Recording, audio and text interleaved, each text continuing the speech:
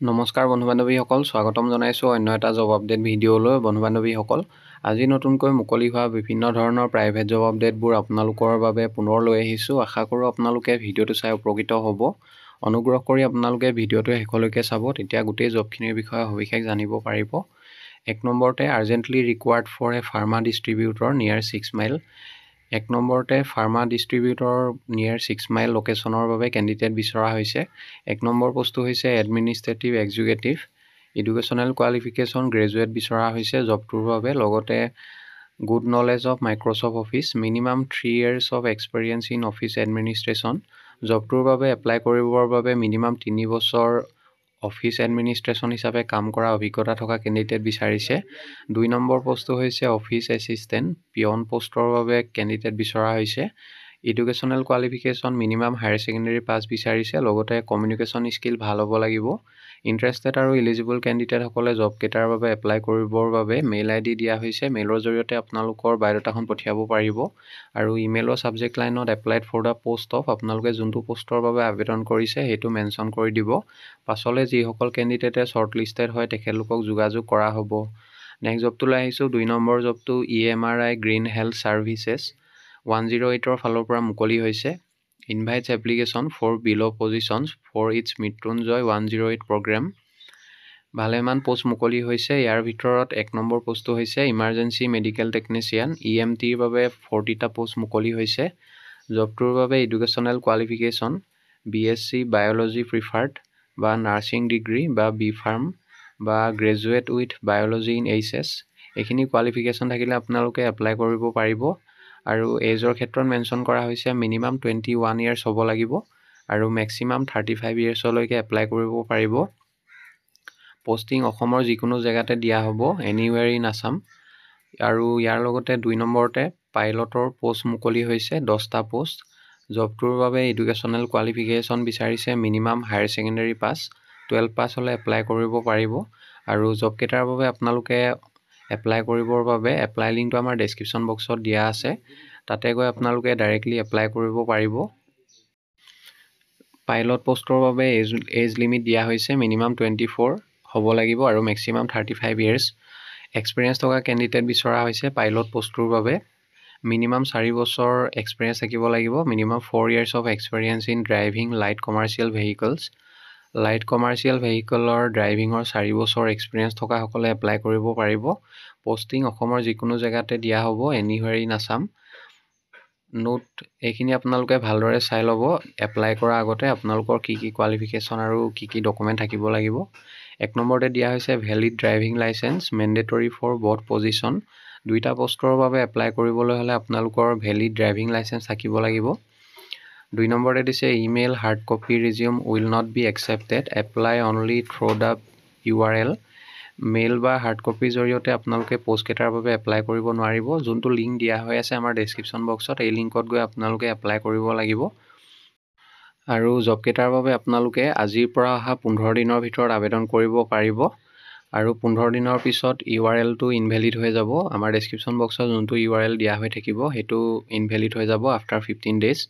URLটো ইয়াতে দিয়া হৈ আছে, আপোনালোকে এইটো গুগলত টাইপিং কৰিও এপ্লাই কৰিব পাৰিব বা আপোনালোকে আমাৰ ডেছক্ৰিপশ্যন বক্সত চেক কৰিব, তাতে ডাইৰেক্ট এপ্লাই লিংকটো দিয়া থাকিব। তাত গৈ আপোনালোকে ডাইৰেক্টলি জবকেইটাৰ বাবে এপ্লাই কৰিব পাৰিব। জবকেইটা EMRI গ্ৰীণ হেল্থ ছাৰ্ভিচৰ ফালৰ পৰা মুকলি হৈছে। আৰু যদি আপোনালোকে কিবা অধিক জানিব বিচাৰে, এড্ৰেছটো দিয়া হৈছে, এই এড্ৰেছত আপোনালোকে যোগাযোগ কৰিব পাৰিব। বন্ধু বান্ধৱীসকল, এইখিনিতে এটা আপোনালোকলৈ সৰু ৰিকুৱেষ্ট, ভিডিঅ'টো চাই যদি ভাল পাইছে লাইক এটা কৰিবলৈ নাপাহৰিব। লগতে আমাৰ চেনেলটো যদি প্ৰথমবাৰলৈ ভিজিট কৰিছে ছাবস্ক্ৰাইব কৰি ল'ব। এনেকুৱা সকলো ধৰণৰ প্ৰাইভেট জব আপডেটবোৰ আপোনালোকে আমাৰ এই চেনেলটোৰ জৰিয়তে প্ৰতিদিনে পাই থাকিব। নেক্সট জবটোলৈ আহিছোঁ। 3 নম্বৰতে a fast growing business group requires sales cum service engineer with experience preferably in steel power cement railway dealing in bearings. Fast growing business group এটাৰ বাবে চেলছ কাম ছাৰ্ভিচ ইঞ্জিনিয়াৰ বিচৰা হৈছে। আৰু ইয়াৰ লগতে বেক অফিচ এক্সিকিউটিভ পোষ্টকেইটাৰ বাবে candidate বিচৰা হৈছে। Back office executive পোষ্টটোৰ বাবে জেম টেণ্ডাৰিঙৰ আপোনালোকৰ নলেজ থাকিব লাগিব। জবকেইটাৰ বাবে এপ্লাই কৰিবলৈ হ'লে ইচ্ছুক প্ৰাৰ্থীয়ে মেইলৰ জৰিয়তে এপ্লাই কৰিব পাৰিব। মেইলত আপোনালোকৰ চিভিখন পঠিয়াওঁতে ইমেইলৰ ছাবজেক্ট লাইনত কোনটো পোষ্টৰ বাবে আবেদন কৰিছে applied for the post of সেইটো মেনশ্যন কৰিবলৈ নাপাহৰিব আৰু মেইলত আপোনালোকৰ চিভিৰ লগতে ৰিচেণ্ট ফটো এখন মেইল কৰি পঠিয়াই দিব। পাছলৈ যিসকল কেণ্ডিডেটে শ্বৰ্ট লিষ্টেড হয় তেখেতলোকক যোগাযোগ কৰা হ'ব। নেক্সট জবটোলৈ আহিছোঁ 4 নম্বৰতে urgently required teachers for a CBSE school at Panjabari Guwahati for the following post. Panjabari গুৱাহাটীৰ CBSE স্কুল এখনৰ বাবে টিচাৰ বিচৰা হৈছে। 1 নম্বৰতে sports educational qualification BPED degree থাকিব লাগিব। 2 নম্বৰ মণ্টেছৰী ট্ৰেইনড। 3 নম্বৰতে মেথছৰ টিচাৰ BSc আৰু লগতে BEd ডিগ্ৰী থাকিলে এপ্লাই কৰিব পাৰিব। 4 নম্বৰতে ইংলিছ MA ইন ইংলিছ বা BA ইংলিছ আৰু লগতে BEd ডিগ্ৰী থাকিলে এপ্লাই কৰিব পাৰিব। জব কেইটাৰ বাবে এপ্লাই কৰিবলৈ মেইল ID দিয়া হৈছে। মেইলৰ জৰিয়তে ইচ্ছুক প্ৰাৰ্থীসকলে এপ্লাই কৰি ল'ব আৰু ইমেইলৰ ছাবজেক্ট লাইনত কোনটো পোষ্টৰ বাবে আপোনালোকে আবেদন কৰিছে applied for the post of সেইটো মেনশ্যন কৰিবলৈ নাপাহৰিব।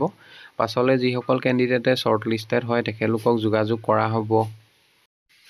নেক্সট জবটোলৈ আহিছোঁ 5 নম্বৰতে urgent requirement of field service engineer for medical equipments in a reputed firm in Guwahati. Candidates with work experience will be preferred. জবটোৰ বাবে ৰিলেভেণ্ট ফিল্ডৰ অভিজ্ঞতা থকা কেণ্ডিডেটসকলক প্ৰিফাৰেঞ্চ দিয়া হ'ব। ইণ্টাৰেষ্টেড কেণ্ডিডেটসকলে জবটোৰ বাবে আপোনালোকে মেইল ID দিয়া হৈছে। মেইলৰ জৰিয়তে বায়'ডাটাখন পঠিয়াব পাৰিব। পাছলৈ যিসকল কেণ্ডিডেটে শ্বৰ্ট লিষ্টেড হয় তেখেতলোকক যোগাযোগ কৰা হ'ব। নেক্সট জবটোলৈ আহিছোঁ 6 নম্বৰতে ৰিকুৱাৰ্ড ফৰ দিছপুৰ গুৱাহাটী বেছ CA ফাৰ্ম। দিছপুৰ গুৱাহাটী বেছ CA ফাৰ্ম এখনৰ বাবে কেণ্ডিডেট বিচৰা হৈছে।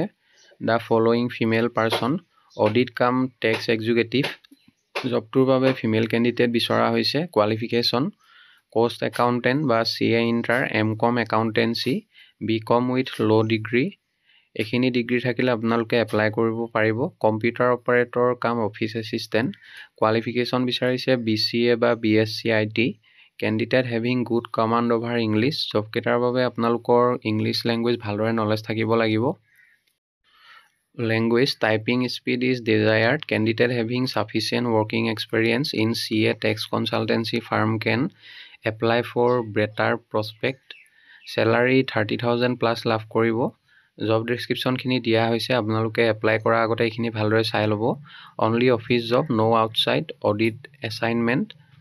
ইচ্ছুক প্ৰাৰ্থীসকলে জব কেইটাৰ বাবে আপোনালোকে মেইলৰ জৰিয়তে এপ্লাই কৰিব পাৰিব। মেইলত আপোনালোকৰ বায়'ডাটা আৰু লগতে আপোনালোকে কিমান চেলাৰী এক্সপেক্ট কৰে সেইটো মেনশ্যন কৰি আপোনালোকৰ বায়'ডাটাখন পঠিয়াব পাৰিব। ইমেইলৰ ছাবজেক্ট লাইনত আপোনালোকে কোনটো পোষ্টৰ বাবে আবেদন কৰিছে মেনশ্যন কৰি দিব। পাছলৈ যিসকল কেণ্ডিডেট শ্বৰ্ট লিষ্টেড হয় তেখেতলোকক যোগাযোগ কৰা হ'ব। নেক্সট জবটোলৈ আহিছোঁ 7 নম্বৰতে teacher required for Sualkuchi public school. Sualkuchi public স্কুলৰ বাবে টিচাৰ বিচাৰিছে। ছাবজেক্টবোৰ হৈছে ছায়েন্স MSc বা BSc ডিগ্ৰী থাকিলে এপ্লাই কৰিব পাৰিব আৰু ফিজিক্স কেমেষ্ট্ৰি MSc বা BSc থাকিলে এপ্লাই কৰিব পাৰিব। BEd ডিগ্ৰী থকা কেণ্ডিডেটসকলক প্ৰিফাৰেঞ্চ দিয়া হ'ব। ছায়েন্সৰ টিচাৰ বিচৰা হৈছে। জবটোৰ বাবে যদি কোনোবা ইচ্ছুক প্ৰাৰ্থী আছে মেইল ID দিয়া হৈছে। আপোনালোকে সোনকালে আবেদন কৰি ল'ব। নেক্সট জবটোলৈ আহিছোঁ 8 নম্বৰতে ৰিকুৱাৰ্ড এক্সপেৰিয়েঞ্চ চিভিল ইঞ্জিনিয়াৰ।